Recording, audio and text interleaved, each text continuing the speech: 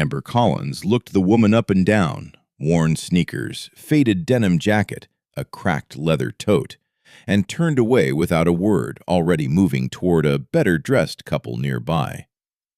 No apology, no acknowledgement, just a clean, effortless dismissal performed in front of everyone like it was the most natural thing in the world.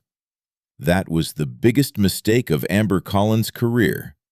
She just didn't know it yet. The woman who had been dismissed didn't flinch, didn't raise her voice, didn't walk out. She simply stood there, still, watching the room with the calm of someone who had seen exactly this before and had already decided what came next. Not the calm of someone powerless, the calm of someone who had no reason to rush. She reached into her tote, pulled out her phone, and typed a message. 2 lines, maybe 3. Then she put the phone away and waited. Somewhere across Dallas, someone's phone lit up, and the moment they read those words, they were already reaching for their car keys. The question this story keeps asking me, the one I can't shake, is this. How many times do we size someone up in 3 seconds and decide, without a single piece of evidence, exactly what they're worth? Because what happened next in that showroom didn't just expose one saleswoman. It exposed something most of us would rather not look at directly. Rebecca Carter woke up that morning the same way she had for the past 40 years. No alarm, no assistant knocking on the door, no schedule handed to her by someone else. Just the pale Texas light coming through the curtains at 6:15, and the quiet habit of a woman who had learned long ago that the day didn't wait for anyone, not even the people who owned pieces of it. She made her own coffee, a plain drip machine, the kind you'd find in any mid-range hotel. Her kitchen wasn't what people imagined when they heard her name. No marble countertops, no professional-grade range. Just a clean, modest space in a house she'd owned for 22 years, filled with the kind of furniture that had been chosen for comfort, not impression. Her granddaughter Nadia had called the night before. She'd passed her final bar exam, 3rd attempt, 3 years of late nights, borrowed money, and a particular kind of quiet desperation that Rebecca recognized because she had lived it herself decades earlier in a different city with far fewer options. "Grandma, I actually did it," Nadia had said, her voice cracking just slightly at the edges. Rebecca had smiled into the phone. "I know you did." She hadn't told Nadia about the car yet. That was the plan for today. Drive to the Dallas flagship, pick out the black Raven XLT that Nadia had mentioned once, almost accidentally, during a conversation about things she'd never be able to afford. Rebecca had written it down. She always wrote things down. She dressed simply, not because she had to, because she chose to. There was a closet in the master bedroom that held clothes better suited for the boardroom, but today wasn't a boardroom day. Today was personal. Today was about a grandmother buying a gift for a young woman who had fought for something real and earned it. She pulled on the denim jacket, wore the sneakers she preferred for long walks, tucked the leather tote, old, yes, cracked at the handles, but given to her by her late husband on their 30th anniversary, over her shoulder without a second thought. Before she left, she stood in the kitchen for a moment, drinking the last of her coffee in silence. She wasn't nervous. She was never nervous about things like this anymore. But she was paying attention. She was always paying attention. That, more than anything else, was the habit that had built everything she had. There was a rule Rebecca had carried with her since she was 31 years old, sitting across a conference table from a man who had just told her, politely, carefully, with a sympathetic tilt of his head, that a woman her age, with her background, had no realistic path to owning a dealership. She had not argued, had not raised her voice, had simply looked at him for a long moment, thanked him for his time, stood up, and walked out. Then she had gone home, opened a legal pad, and started writing. The rule was simple. Never use what you have to intimidate. Only use it to protect.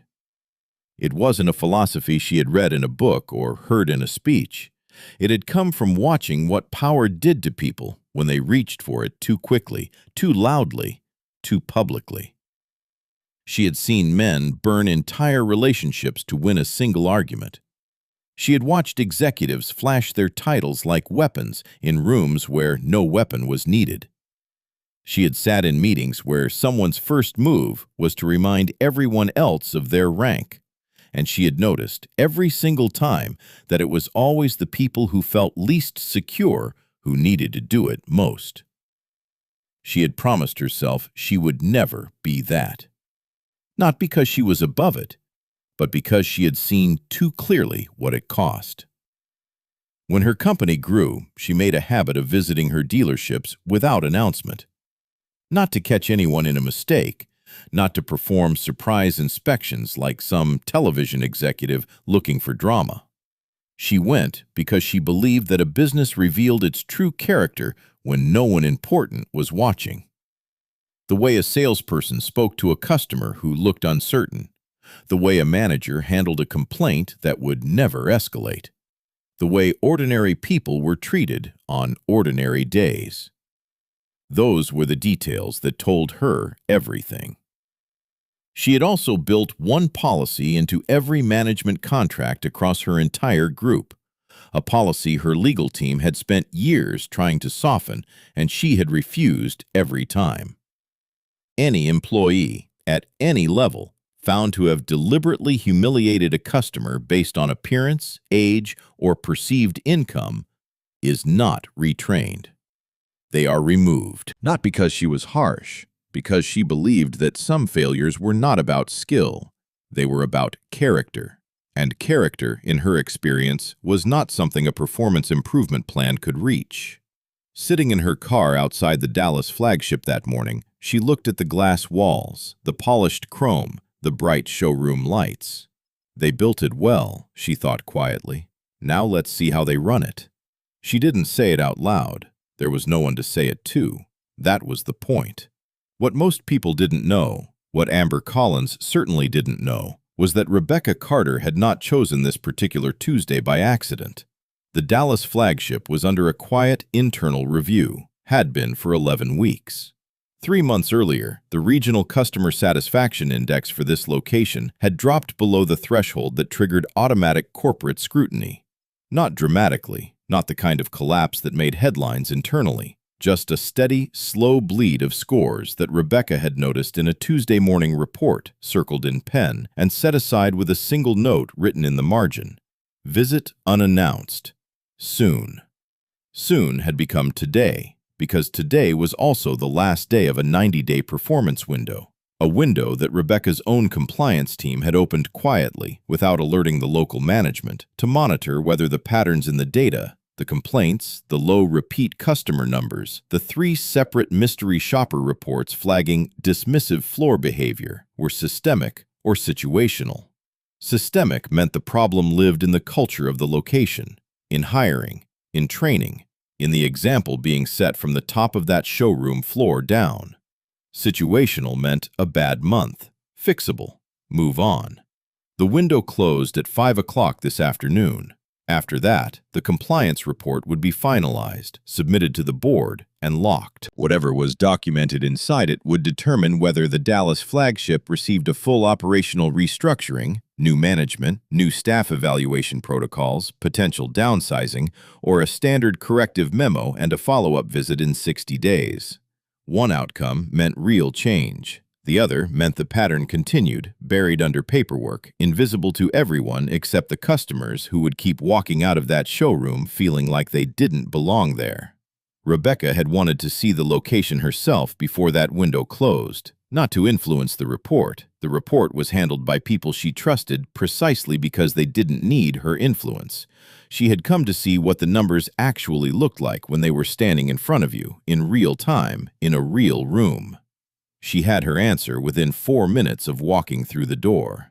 She had been standing at that reception desk for nearly 60 seconds before Amber Collins acknowledged her existence. 60 seconds in a flagship showroom was not a scheduling oversight. It was a signal. And Rebecca Carter had built her entire career on reading signals correctly. The clock on her phone read 11:07 a.m. She had less than 6 hours. Amber Collins had been in luxury auto sales long enough to develop what she privately called her buyer's eye. She could read a customer in under 30 seconds, the way they walked in, hesitant or deliberate, the way they touched the cars, reverent or casual, the way they dressed, the watch on their wrist, the phone they pulled out, the questions they asked or didn't ask. In her mind, these signals added up to a number, a probability, a quiet internal calculation that told her where to spend her energy and where not to. She was proud of this skill. Her close rate was among the top 3 in the region. She had plaques on the wall of the break room to prove it. What she had never stopped to examine was the other side of that calculation, all the people her eye had quietly discarded before they ever got the chance to surprise her. Rebecca noticed the system immediately, not because she was looking for it, because she had spent 40 years building and correcting versions of it inside her own organization, and she knew exactly what it looked like from the outside. The slight repositioning of the body toward the more promising customer, the smile that appeared and then disappeared depending on who was walking toward you, the almost imperceptible shift in tone, warm to flat, engaged to polite, that happened in the space of a single breath. She also noticed something else. While Amber was occupied with Mr. Whitman, laughing at something he said, guiding him toward the newest model on the floor with a hand gesture that was practically choreographed, a younger man in a dealership polo shirt was watching from near the service desk. Early 20s, name tag said D. Reyes. He had seen the entire exchange at the reception desk. Rebecca could tell by the way he looked away too quickly when Amber turned back in his direction. He knew. Whatever had just happened, he had registered it. He had also said nothing. Rebecca filed that observation away without reacting to it. She didn't judge him for it. She understood the math of silence in a workplace where your paycheck depended on the approval of the person standing above you. That math was real. It had consequences. She had seen good people go quiet for exactly that reason, and she had never been entirely sure she would have acted differently at 22, in a job she needed, with rent due at the end of the month. But she noted it, because silence, in her experience, was never just silence. It was a symptom. It told you something about the environment that produced it. She walked slowly along the edge of the showroom floor, running one hand lightly along the side panel of a silver SUV without stopping. An old habit. She always moved like she was browsing, never like she was inspecting. Browsers were ignored, and being ignored right now was exactly what she needed. Her phone buzzed once in her pocket, a confirmation text, 2 words, "On our way." She slid the phone back without looking up. The room felt different now, though no one in it knew why yet. It happened near the back of the showroom, beside a display of the Raven XLT in midnight blue. An older man, mid-70s, Rebecca estimated, moving carefully with a slight favoring of his left side, had been standing near the vehicle for several minutes. He had a paper brochure in his hand, the kind the dealership kept in a rack near the entrance, and he was reading it slowly, holding it close to his face the way people do when the print is smaller than they'd like to admit. A saleswoman Rebecca didn't recognize approached him. Young, polished, the same practiced smile the entire floor seemed trained to produce. "Can I help you?" Her tone was pleasant enough on the surface. "Yes, I'd like to ask about financing options on this one," the man said. His voice was steady but quiet. "My son and I have been looking at it for a few weeks. He's deployed right now, so I'm doing the initial legwork." The saleswoman's smile didn't disappear, but something behind it did. "Financing for this model typically requires a pre-approval through our preferred lenders," she said. "Do you have documentation with you today?" "I don't have it with me, no. I was hoping to just get some information first." "Of course." She reached past him and picked up a second brochure from the rack, the same one he already had, and handed it to him. "Everything is outlined in here. Feel free to browse, and if you have questions, someone at the front desk can point you in the right direction." Then she left. She had not answered a single question he actually asked. Rebecca stood 12 feet away and watched the man look down at the 2 identical brochures in his hands. He didn't say anything. He just folded them both, tucked them into his jacket pocket, and began walking toward the exit with the careful, deliberate steps of someone who had just been told, without a single rude word, that his time was not worth anyone's here. Here it is again, Rebecca thought. Different person, same mechanism. She could have let it go. She was not here to intervene in every transaction. She was here to observe, to document, to let the process do what processes were designed to do when given the right information. But the man was already 3 steps from the door. She made a decision in less than 2 seconds, not because it was strategically smart, but because it was the only thing she could do without becoming exactly the kind of observer she had always refused to be. The kind that watches injustice happen and calls it objectivity. She crossed the floor in his direction. Ask yourself honestly, if you had the power to stop something like this and chose not to, what exactly were you saving that power for? She stopped herself after 4 steps, not because she didn't want to help, but because she had learned, slowly and at real cost, that wanting to help and knowing how to help were 2 entirely different things. And acting on the first without the second had a way of making situations worse while making the person acting feel better about themselves.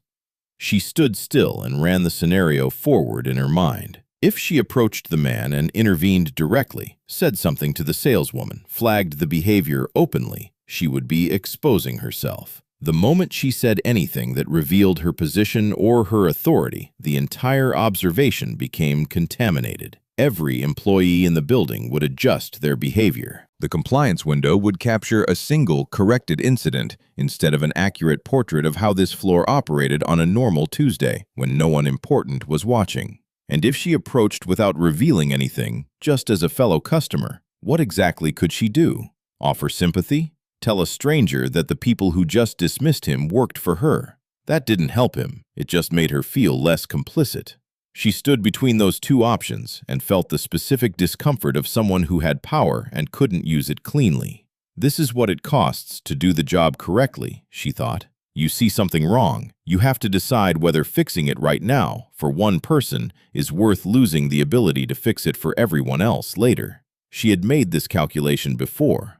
It never got easier. The man pushed through the front door and walked out into the parking lot. Rebecca watched him go. He moved without hurry, without visible anger. Just a man who had been quietly turned away from a place that should have welcomed him, absorbing it the way people absorb small indignities when they've learned that fighting every one of them is simply not sustainable. That image, his back, the 2 brochures folded in his jacket pocket, the glass door closing behind him, stayed with Rebecca longer than she expected. She turned back toward the showroom floor. There was still work to do, and she was going to do it the right way, even if the right way was the harder one.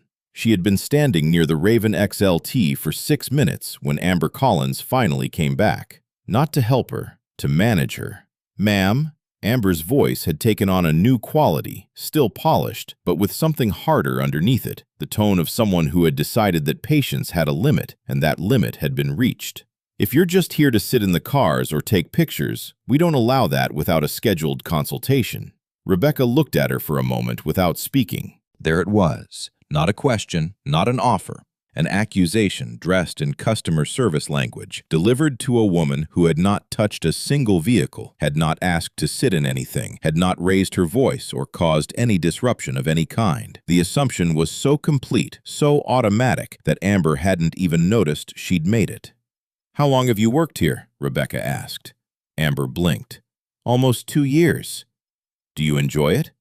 A pause, confusion moving across her face like she was trying to locate the trick in the question. "I'm sorry?" "Your job," Rebecca said evenly. "Do you enjoy it?" "Why would you ask me that?" Rebecca gave a calm shrug. "Just curious." It was not a threat. It was not a hint. It was a genuine question, one that Rebecca asked because she actually wanted to know the answer, and because, in her experience, the people who treated others this way were rarely happy. Not deeply, not in the way that made you generous with strangers. Something in them was running on empty, and they were spending what little they had left on the wrong things. Amber stared at her for another second, then turned away without answering. Rebecca watched her go. Then she made her decision, not the dramatic kind that arrives with certainty and resolve, but the quiet kind that simply closes a door behind it, the kind that says, "I've seen enough. The observation period is over. What happens now is different." She reached into her tote, pulled out her phone, and typed the message she had been composing in the back of her mind for the past 40 minutes. "Come to the Dallas flagship now. Bring the regional director." She hit send. Then she put the phone away and waited. The text was sent at 11:43 a.m. By 11:46, three things had already happened that Rebecca had not anticipated. First, Amber, apparently having decided that patience was no longer a professional obligation, approached the general manager on duty, a trim man in his late 30s named Keith Paulson, and said something to him in a low voice while glancing in Rebecca's direction. Keith looked over. His expression was carefully neutral, the practiced neutrality of someone managing a situation he hadn't been fully briefed on.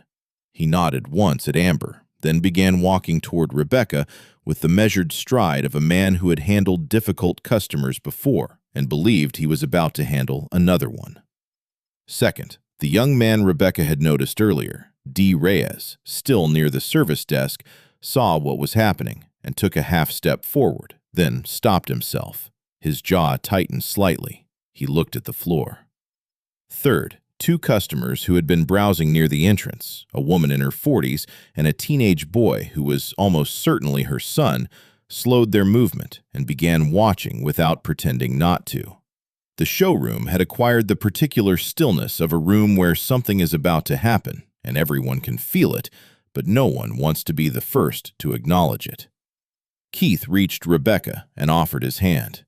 "Good morning, ma'am. I'm Keith Paulson, the general manager on duty today. Is there something I can help you with?"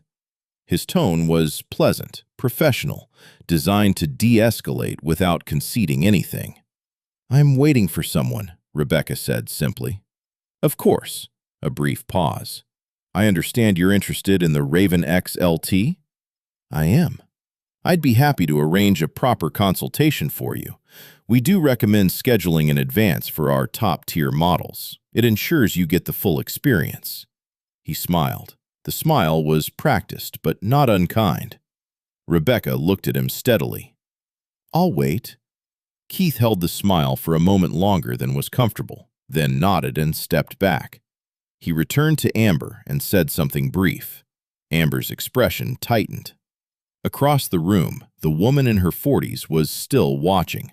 The clock on the wall above the reception desk read 11:49 a.m. The door had not opened yet. It was Amber who pushed it further. In hindsight, it was always going to be Amber. She had spent the last several minutes watching Rebecca from across the floor, with the particular frustration of someone who believed they were being deliberately tested and had decided to stop tolerating it. She crossed the showroom with purpose, stopping 2 feet from Rebecca with her arms folded and her voice pitched just loud enough that the couple near the entrance could hear every word. "Ma'am, I'm going to be straightforward with you." Her chin lifted slightly. "We've had situations before where people come in here not intending to purchase, sometimes to take photos for social media, sometimes just to pass time. It's not fair to our actual buyers who have appointments." She paused for exactly the right amount of time. "Is there a specific reason you're still here?" The woman in her 40s near the entrance had stopped pretending to look at brochures. Rebecca did not move, did not change her expression, did not look around the room to gauge the reaction of the people who were now openly watching. She simply looked at Amber and said quietly, "I told you, I'm waiting for someone." "And how much longer will that be?" "Not long." Amber's eyes moved, just briefly, just once, to Rebecca's tote bag, her sneakers, her jacket. It lasted less than a second, but it was visible, and it was the kind of visible that, once seen, could not be unseen. "The thing is," Amber said, her voice dropping to something that was almost gentle, almost sympathetic, almost kind, the most dangerous register, because it gave the cruelty a respectable surface. "This isn't really the right environment for everyone. We cater to a very specific clientele. I think you might be more comfortable somewhere else." There it was. Not a policy, not a procedure, a verdict, delivered in front of witnesses, in the middle of a showroom floor, to a woman who had done nothing except stand quietly and wait. The teenage boy near the entrance looked at his mother. She looked back at him. Something passed between them, wordless, the way certain lessons get transmitted, and neither of them said anything at all. Keith Paulson had been managing luxury dealership floors for 11 years, and he had developed a reliable instinct for when a situation was about to become a problem that required documentation. This was becoming that situation. He moved back toward Amber with a calm that was entirely professional and entirely calculated, positioning himself slightly in front of her, not to protect her, but to absorb whatever was coming next into a more manageable channel. He turned to Rebecca with the full weight of his general manager's smile. "Ms. I'm sorry, I didn't catch your name." "I didn't offer it," Rebecca said. A small pause. "Of course. Again, I want to make sure you're being taken care of today. If you're waiting for someone, we're happy to offer you a seat in our consultation lounge. It's just through those doors, much more comfortable." He gestured toward a frosted glass partition at the back of the showroom. "I'm fine here, thank you." Keith held his position for a moment, recalibrating. Then he lowered his voice slightly, the way managers do when they want a conversation to feel private while still being visible to everyone watching. "I do want to address something directly. One of my staff has raised a concern that you may be here in a capacity other than purchasing. I want to give you the opportunity to clarify that, so we can make sure you're getting the right kind of assistance." Rebecca looked at him with an expression that gave him nothing. "I'm here to purchase a vehicle." "And you have financing in place, or—" "I'm paying cash." Another pause, longer this time. Behind Keith, Amber's expression shifted, not to belief, but to a more elaborate form of doubt, the kind that doesn't retreat when confronted with contrary information, but simply reframes it. "She's saying that now. People say that." Keith nodded slowly. "I see. Well, as I mentioned, we do recommend a formal consultation for our top-tier inventory. For a cash transaction at this price point, we'd also need to follow standard verification protocols, identification, proof of funds, the usual process." He said it reasonably, procedurally, as though this was a policy applied to everyone equally. Rebecca knew it was not. She had personally reviewed the sales process documentation for every location in her group 18 months ago. Cash transaction verification was triggered at $250,000 and above. The Raven XLT started at $180. She said none of this. "That's fine," she said. "I'll complete whatever process is required." Keith opened his mouth to respond, and that was the moment the front doors of the showroom opened. Not with drama, not with noise, just the soft pneumatic exhale of glass and steel, and then footsteps on polished concrete, moving quickly. The entire room felt the shift before anyone understood why. Rebecca did not turn around immediately. She had no need to. She already knew exactly who had just walked through that door and what it meant for every person standing in that room. She simply waited. Daniel Reyes had been standing near the service desk for the better part of an hour. He was 23 years old, 8 months into his first real job after community college. He handled intake paperwork for service appointments, answered phones when the receptionist was occupied, and occasionally helped customers locate the right department when they wandered in looking lost. He was good at it, reliable, on time. He had been told twice in his 8 months here that he had a future at the company if he kept his head down and learned the floor. He had been keeping his head down. He had seen the woman in the denim jacket walk in, had watched Amber look her over and turn away, had watched the full 60 seconds of deliberate non-acknowledgement at the reception desk,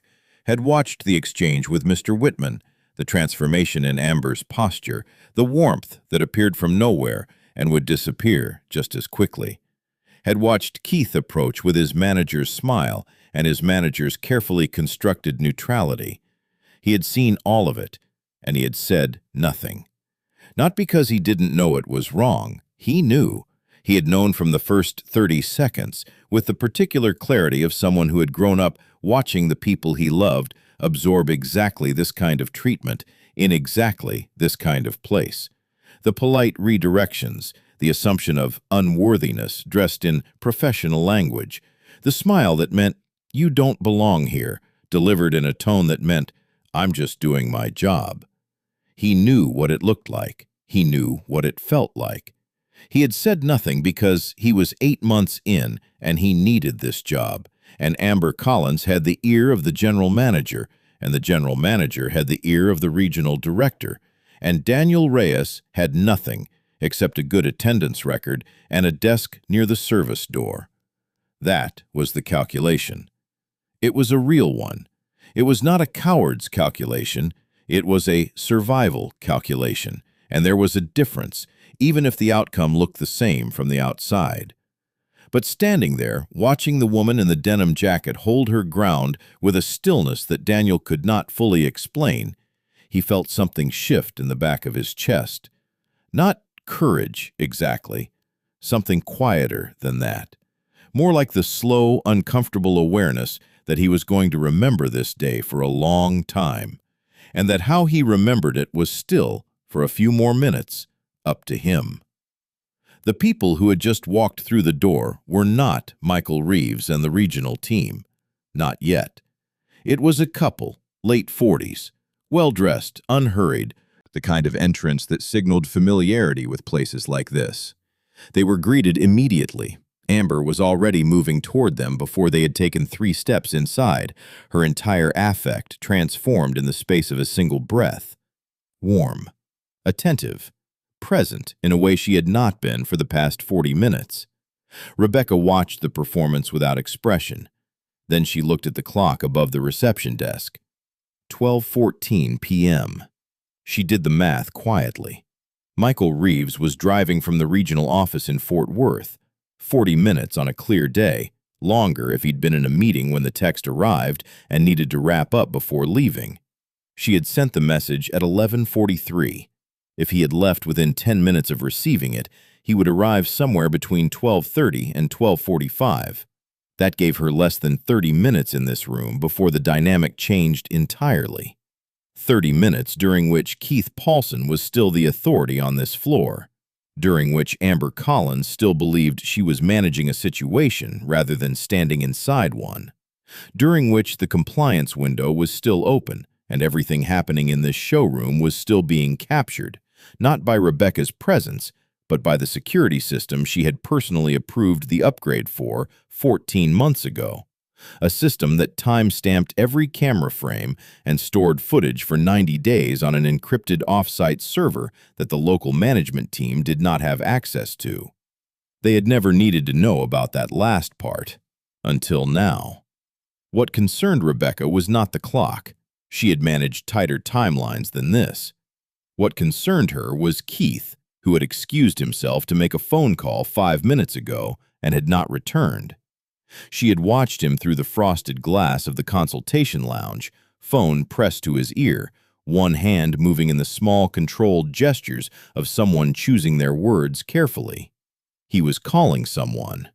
The question was who. If he was calling the regional office to verify her story, that she was waiting for someone, that she claimed to be a cash buyer, then whoever answered that call was about to have a very complicated conversation, because no one at the regional level knew Rebecca was here today. That was the point. That had always been the point. If the regional office started asking questions before Michael arrived, the entire sequence unraveled. People adjusted, stories aligned. The natural, unguarded behavior that made this visit meaningful would be replaced by the careful, managed behavior of a floor that knew it was being watched. She needed Michael to walk through that door before Keith finished that call. She checked her phone. No update. No ETA. 12:19 p.m. She had been standing in this showroom for 96 minutes. Keith Paulson came back from his phone call a different man. Not dramatically different, not the kind of difference that announced itself. Just a subtle recalibration, the way a person moves when they have received information that hasn't fully resolved yet, when they know something is off but can't locate exactly what. His pace was slightly slower. His eyes moved across the room with more deliberateness than before, landing on Rebecca for just a half-second longer than was natural. He had called someone, and whoever he had called had not given him the reassurance he was looking for. Rebecca noticed, but gave him nothing to work with. She had moved to a position near the Raven XLT, the black one, the one she had asked about when she first walked in, and was studying the interior through the driver's side window with the quiet attention of someone who had already made up their mind and was simply confirming the details. It was Daniel Reyes who provided the first crack. He approached her from the side, moving with the careful casualness of someone trying not to be noticed doing what he was doing. He stopped beside her, pretending to adjust a small placard on the display stand near the vehicle. "The base model in black has a 12-week delivery window," he said quietly, not looking at her. "But there's one in the delivery lot that came in Thursday, already cleared inspection, same spec." A pause. "Just so you know." Rebecca looked at the placard he was pretending to adjust. It had the Carter Automotive Group logo in the bottom right corner, the same logo that appeared on every piece of printed material across all 47 locations in her division. Small, understated, dark gray on white. She looked at it for exactly 1 second. Then she looked at Daniel. "Thank you." He nodded once and moved away without another word. He had not said anything that revealed who she was. He likely didn't know. What he had done was something simpler and, in some ways, more significant. He had chosen, in a small and carefully dosed way, to be useful to someone who had been given nothing by everyone else in the room. Rebecca filed the information about the delivery lot vehicle away and returned her attention to the showroom floor. Keith was now standing near the reception desk, arms folded, watching the entrance. Waiting, she realized, for the same thing she was waiting for. Whoever was coming, whatever phone call he had made, had confirmed that someone was. He just didn't know yet what that meant. Across the room, Amber was deep in a presentation with the well-dressed couple, her back to Rebecca, entirely absorbed in a transaction she believed was the most important thing happening in the building. The Carter Automotive Group logo sat in the bottom right corner of the placard. Small, quiet, exactly where it had always been. At 12:31 p.m., Keith Paulson made his move. He had clearly decided, based on whatever phone call he had made, based on however that conversation had gone, that waiting was no longer the right strategy. He crossed the floor with purpose, stopped in front of Rebecca, and spoke in a voice that was still professionally controlled, but no longer bothering to perform warmth. "Ma'am, I've consulted with our ownership liaison, and I need to be direct with you. We have no record of an appointment under any name you've provided, no pre-qualification on file, and no confirmed contact from our financing partners. Under our floor policy, I'm going to have to ask you to either schedule a formal consultation for a future date, or I'm going to need to ask you to leave the premises." He let that land. Then he added, "I can have someone validate your parking." It was that last sentence that did it. Not the dismissal, not the policy language, not the request itself. It was the parking validation, the almost reflexive offering of a small, practical courtesy in the middle of a humiliation, as though the two could coexist without comment, as though you could tell someone they were being removed from a building and soften it with a parking stamp, and the math would somehow work out even. Rebecca felt something she rarely allowed herself to feel in professional settings. Not anger, something older than anger. The specific, bone-deep exhaustion of a person who has spent 40 years watching systems protect themselves at the expense of the people they were built to serve, and who knows, with absolute certainty, that this moment is not unique, is not exceptional, is simply Tuesday in a glass building outside Dallas, indistinguishable from 1,000 other Tuesdays in 1,000 other buildings where the same calculation gets made about the same kinds of people for the same kinds of reasons. She had built something to push back against exactly this, and it was still happening, inside her own walls. That was the part that sat heaviest. Not that a saleswoman had been rude to her, not that a manager had asked her to leave, but that 11 weeks of declining satisfaction scores and 3 mystery shopper reports and a 90-day compliance window had been necessary to bring her here at all. That without the data, without the process, without a reason that existed on paper, this floor would have continued exactly as it was, indefinitely, because no one with the authority to change it had been standing in the room to see it. She thought about the man with the two brochures walking out through the glass door. She thought about how many people had walked out through that same door before him and after him, and would keep walking out if nothing changed. She looked at Keith Paulson and said, very quietly, "I'll wait 5 more minutes." Keith blinked. "Ma'am, 5 minutes," she said again. "Then you can do whatever you need to do." Something in her tone, not the words, not the volume, just the quality of the certainty underneath it, made Keith stop. He didn't validate the parking. He didn't say anything else. He just waited.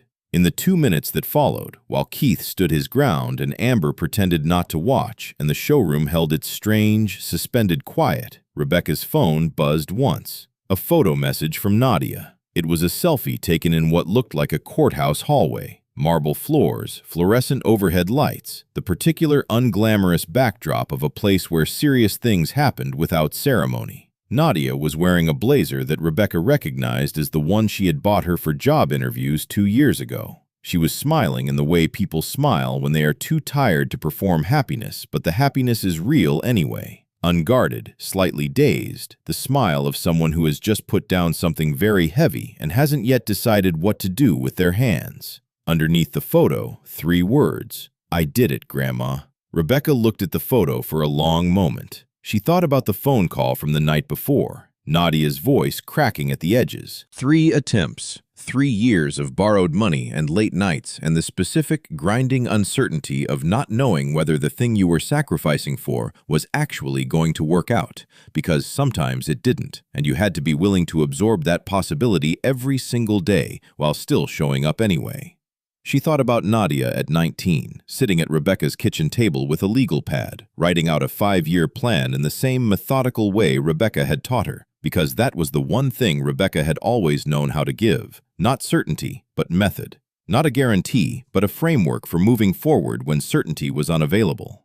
She thought about why she had wanted to buy the car herself, in person, from a dealership she owned, on a Tuesday when Nadia didn't know it was happening. Because some things should be done in person. Because the gesture mattered as much as the gift, because Nadia had spent 3 years being told, in ways large and small, what she was and wasn't capable of, and Rebecca wanted the car sitting in her driveway when she got home to say, without words, without explanation, "I always knew." She typed back 2 words, "I know." Then she put the phone in her tote, straightened slightly, and looked toward the front entrance of the showroom. The doors were opening. Michael Reeves walked in first, the general manager of the Western Division 1 step behind him, both of them moving with the particular urgency of people who understood, completely, why they had been summoned. Michael Reeves crossed the showroom floor in 12 steps. He was 44 years old, had worked for Carter Automotive Group for 9 years, and had met Rebecca Carter exactly 7 times in person. Twice at regional summits, once at a board review, and 4 times during unannounced location visits that he had afterward described to colleagues as the most clarifying professional experiences of his career. He knew what it meant when she texted those words. He knew what it meant that she had been here, alone, long enough to send them. The color that left his face when he saw her was not performance. It was the involuntary response of a man who had just understood, in a single glance, the full weight of what had been happening in this building for the past 2 hours. "Miss Carter," he said. The room went still in the way that rooms go still when something has shifted, and everyone can feel it, but only some people understand why. Amber Collins blinked. The well-dressed couple she had been presenting to looked up. Keith Paulson, standing 6 feet away, went very quiet. Daniel Reyes, near the service desk, exhaled slowly through his nose. "You know her?" Amber said. Her voice had lost its professional calibration entirely. Michael turned to look at her, and the expression on his face was not anger. It was something more difficult to receive than anger. The look of someone who has just been asked to explain something that should never have required explanation. "This is Rebecca Carter," he said, "founder of Carter Automotive Group." A pause. "She owns this dealership.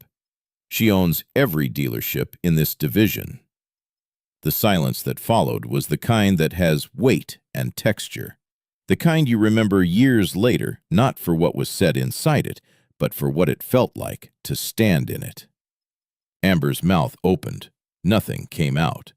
Michael turned immediately to the Western Division General Manager beside him, Thomas Hale, who had arrived carrying a leather portfolio that he now opened without being asked, producing a printed document that he set on the nearest surface with the quiet efficiency of someone who had been briefed in a moving vehicle.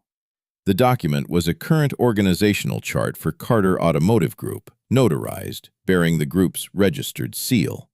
Rebecca Carter's name sat at the top.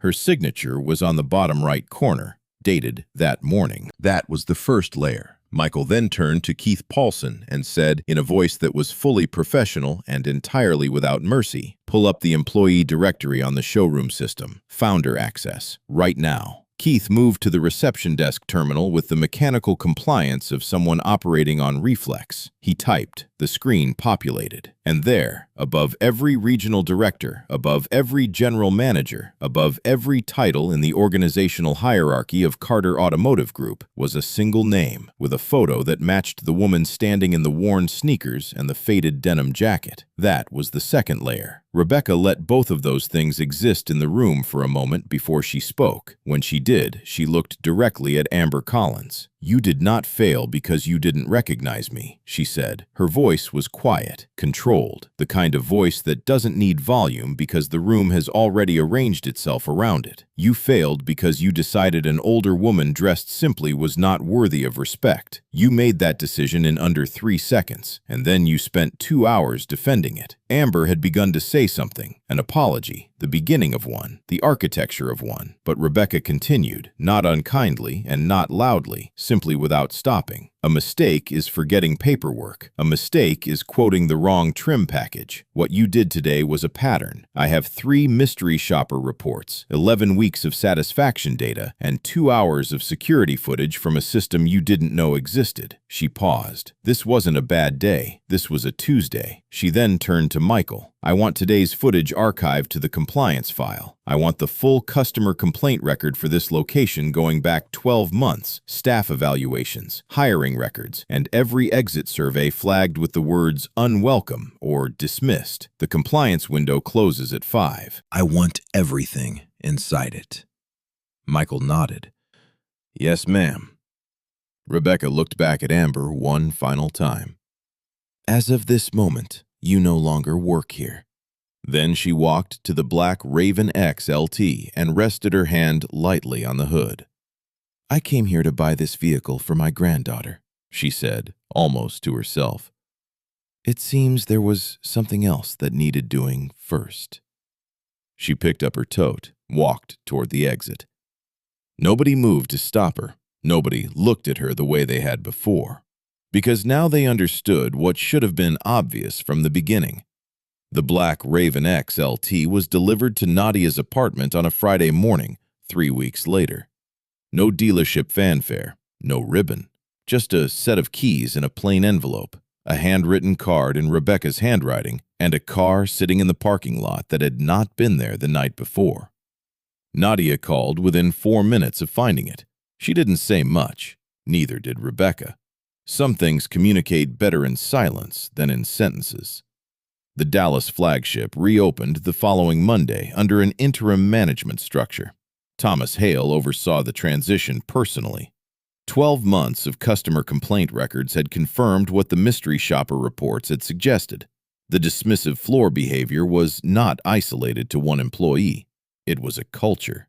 It had been modeled from the top of that sales floor down, tolerated in performance reviews, and invisible in the metrics that regional leadership had been tracking, because none of those metrics measured what happened to the customers who left without buying anything. Those were the ones who never showed up in the data. They just didn't come back. Carter Automotive Group revised its customer experience protocols across all 47 locations in the following quarter. The revisions were not announced with a press release. They showed up in training materials, in hiring criteria, in the specific language used during onboarding for every new sales consultant in the division. One line appeared in every version. The customer in front of you is not a probability. They are a person. Begin there. Daniel Reyes was offered a position in the group's management development program 4 months after that Tuesday. He had submitted a written account of what he had witnessed that day. Unsolicited, detailed, submitted to the compliance office through the internal reporting system that most employees didn't know existed. It was the only first-hand staff account in the file. Rebecca had read it once, noted his name, and said nothing to anyone until the program coordinator asked her if she had any candidates to recommend. She gave them one name. As for Rebecca herself, she went back to her kitchen, her plain drip coffee machine, and the legal pad on her counter that always had something written on it. The Dallas visit became a line in a compliance report and a reference point in an internal training case study. It did not become a story she told at dinners or a moment she described in interviews. She had not gone there to be seen. She had gone there to see. That distinction, in her mind, was the whole thing. The question she left behind in that showroom, the one that spread quietly through everyone who had been standing in it that day, was not about one saleswoman or one dealership or one Tuesday in Texas. It was simpler than that, and harder. Who did you decide someone was before they ever had a chance to show you?